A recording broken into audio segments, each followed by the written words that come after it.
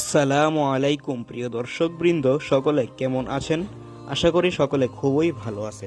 তো আজকের ভিডিওর টাইটেল দেখে অবশ্যই আপনারা বুঝে গেছেন যে আজকের ভিডিওটি হতে যাচ্ছে কি নিয়ে। তো ভিডিওটি ছোট একটি থাম্বনেল দিয়ে শুরু করা যাক। কুরআন মাজিদ অথবা কুরআনুল মাজিদ হচ্ছে ইসলামের একটি পবিত্র ধর্মগ্রন্থ, যা আল্লাহর বাণী। এটিকে আরবীয় শাস্ত্রের সাহিত্যের সর্বোৎকৃষ্ট রচনা বলে মনে করা হয়।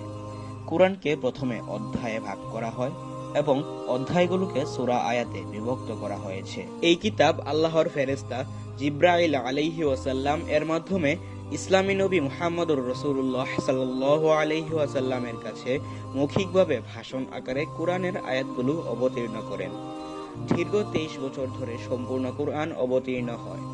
কুরআনের প্রথম আয়াত অবতীর্ণ হয় 609 খ্রিস্টাব্দের 22 ডিসেম্বর, যখন মুহাম্মদুর রাসূলুল্লাহ সাল্লাল্লাহু আলাইহি ওয়াসাল্লাম এর বয়স 40 বছর।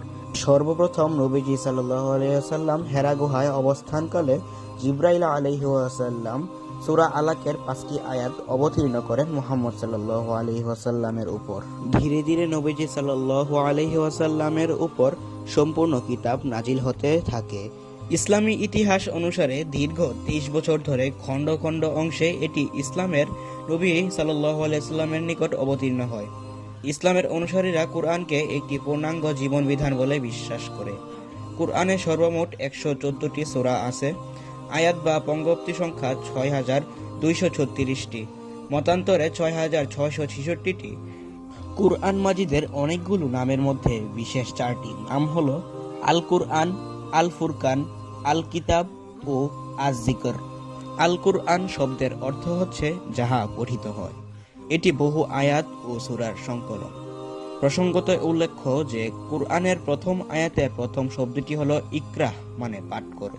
আল ফুরকান নামের অর্থ পার্থক্যকারী, সত্য ও মিথ্যার, আলো ও অন্ধকারের এবং ন্যায় ও অন্যায়ের পার্থক্যকারী। আল কিতাব অর্থ লিখিত গ্রন্থ, যা যথাযথভাবে লিপিবদ্ধ করা হয়েছে। আজকের ভিডিওটি ছিল প্রথম পর্ব, তো অতি দ্রুত দ্বিতীয় পর্বটি আসতে চলেছে।